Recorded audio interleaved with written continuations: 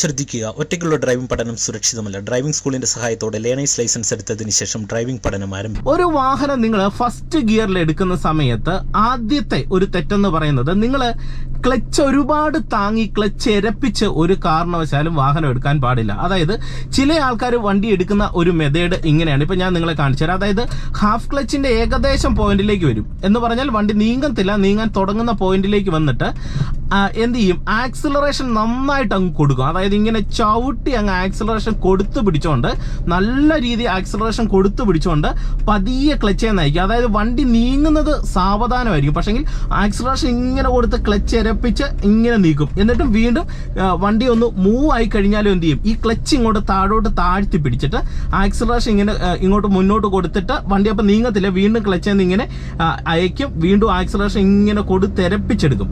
ഇത് ഒരു കാരണവശാലും നിങ്ങൾ വാഹനത്തിൽ ഈ രീതിയിൽ ക്ലച്ച് താങ്ങി എടുക്കരുത്. ഇങ്ങനെ എടുത്തു കഴിഞ്ഞാൽ നിങ്ങളുടെ വാഹനത്തിന്റെ ക്ലച്ചിന് തേയ്മാനം സംഭവിക്കാൻ ഏറ്റവും കൂടുതൽ സാധ്യതയുണ്ട്. വളരെ വേഗത്തിൽ നിങ്ങളുടെ വണ്ടിയുടെ ക്ലച്ച് റീപ്ലേസ് ചെയ്യേണ്ട ഒരു സിറ്റുവേഷൻ ഡ്രൈവിംഗിൽ വരും. അതുകൊണ്ട് ഒരിക്കലും നിങ്ങൾ ഇങ്ങനെ ക്ലച്ച് ഒരുപാട് നേരം താങ്ങിയിട്ട് ആക്സിലറേഷൻ കൊടുക്കരുത്. ഇത് പ്രധാനമായിട്ട് പല ആൾക്കാരും ചെയ്യുന്നത്, ബിഗിനേഴ്സ് ചെയ്യുന്നത് കയറ്റങ്ങളിലാണ്. ഇതുപോലെ കയറ്റത്തൊക്കെ വണ്ടി കൊണ്ടുപോയി നിർത്തിയിട്ട് ഹാഫ് ക്ലച്ചിന്റെ പോയിന്റിൽ ഇങ്ങനെ വരും. വന്നിട്ട് എന്ത് ചെയ്യും, ആക്സിലറേഷൻ മുന്നോട്ട് അങ്ങ് കൊടുത്തു പിടിച്ചിട്ട് ക്ലച്ച് ഇങ്ങനെ താങ്ങി പിടിക്കും. താങ്ങി ഇങ്ങനെ പിടിച്ചിട്ട് കുറേ നേരം ആക്സിലറേഷൻ കൂടുതലായിട്ട് കൊടുത്തിട്ട് ക്ലച്ച് അയക്കുന്നത് സാവധാനമായിരിക്കും, അയക്കത്തില്ല. എന്ന് പറഞ്ഞാൽ വണ്ടി നീങ്ങുന്നുണ്ടോ എന്ന് ചോദിച്ചാൽ നീങ്ങുന്നില്ല, ഒരു ചെറുതായിട്ടുള്ള ഒരു അനക്കം മാത്രമേ കാണത്തുള്ളൂ. കൂടുതൽ ആക്സിലറേഷൻ കൊടുത്ത് ഇങ്ങനെ ക്ലച്ച് താങ്ങും. ഒരിക്കലും ചെയ്യരുത്.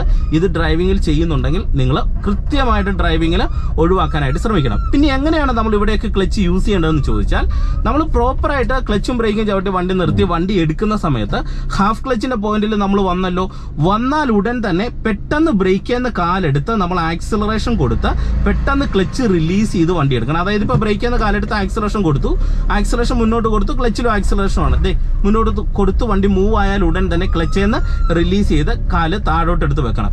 ഇങ്ങനെ നിങ്ങൾ ഉപയോഗിക്കുന്നതുകൊണ്ടാണ് പലപ്പോഴും നിങ്ങളുടെ വാഹനത്തിന്റെ ക്ലച്ച് ബേൺ ആകുന്ന ഒരു മണം നമുക്ക് വാഹനത്തിന്റെ ഉള്ളിലുണ്ടാകും. പ്രത്യേകിച്ച് കയറ്റങ്ങളിലൊക്കെ ഹാഫ് ക്ലച്ചിൽ എടുക്കുന്ന സമയത്ത് ക്ലച്ച് കരിയുന്ന ഒരു നാറ്റം, സ്റ്റിങ്ക് വാഹനത്തിന്റെ ഉള്ളിൽ വരാറുണ്ട്. അതുകൊണ്ട് ഈ രീതിയിൽ ക്ലച്ച് യൂസ് ചെയ്യരുത്.